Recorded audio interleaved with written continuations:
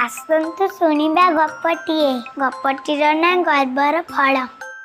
गोटे जंगल रे दुष्ट हाथीटीए थिला। हाथी डालपत्र खाई बंचे। हेले सही दुष्ट हाथी डालपत्र न खाई जंगलर गछ गुडी को भांगी पकाइला। तार शक्ति पाई से मने मने बहुत गर्व करुथाए। एही जंगल रे दुईटी चढ़ेई गोटिए गछ उपरे बास करुथांती। चढ़ेई अंडा देई तार भविष्यत चिंता करुथिला।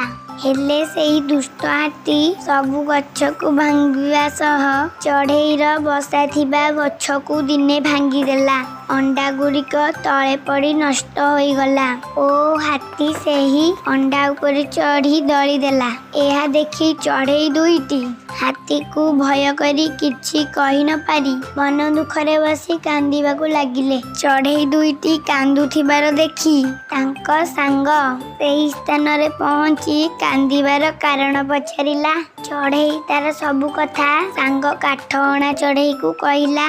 काठहणा चढ़ेई सबु कथा सुनी दुई चढ़ेई को सांत्वना देला ओ हाथी को उचित शिक्षा देवा पाई योजना करिबाकू कहिला। एहा सुनी चढ़ेई कहिला आमे तो छोट जीव बलशाली हाथीर आमे कौन करि परिबू। एहा सुनी काठहणा चढ़ेई कहिला बंधु जमा चिंता कर नाही। कथार अछि घोड़ा को जोड़े सोड़े नुहे।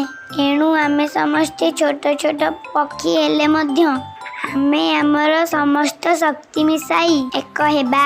एई कथा सुनी चढ़ेई काठहणा चढ़ेई को पचारिला एहा किपरि संभव हेब सांग।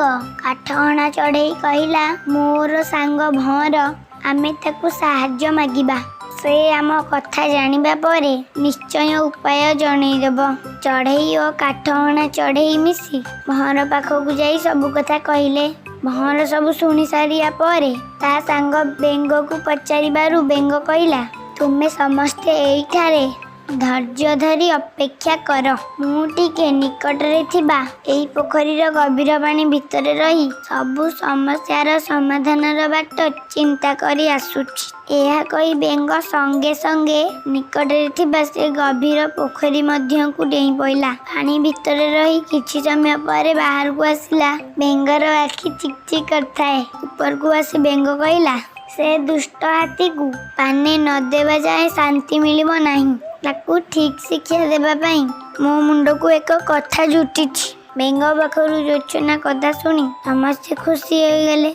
बेंग तार योजना रे कहार केउ दायित्व करिबाकू पड़िबो से विषय रे समस्तन को जणाइला। बेंग कथा रे राजी होई जिए जहा दायित्व तुलाइबाकू समस्ते सजग होई गले। जंगलर गछ गुडी को भंगारुजा करिबा परे हाथी भोजन करी गोटिए जगह विश्राम नेउथाए।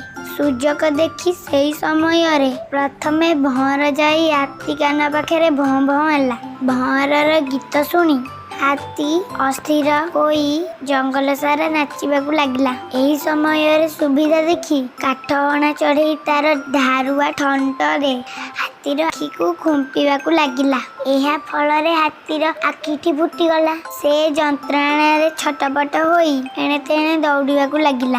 आखि को देखा जाउ नथिबारु दौड़िबा समय रे तार शरीर खंडिया खाबरा हो गला। अधिक समय दौड़ा दौड़ी करिबारु हाथी को शोष लागिला। से पानी पीवा पाई सुंदर टेकी रड़ी करी पोखरी पाखकू जीवा पाई चाहुथाए। हेले पोखरी केउंठी ता जानिबा पाई हाथी पाई सहज नथिला। आखि को देखा न जिबारु सुजक देखी पोखरीर केछि दूर रे थिबा पहाड़ तळे बेंगटी लुचि रही ता कार्य आरंभ करदेला। पहाड़ पाखरे बेंग रड़ी देबारु सेही स्थान को पोखरी भाबी हाथी पानी पीवा पाई धाइला। बेंग रडीरू पोखरी पाखरे अछि भाबी हाथी पहाड़ पाखकू जिबा बेले तार गोड़ खसी जिबारु पहाड़ तळकू खसी पड़िला।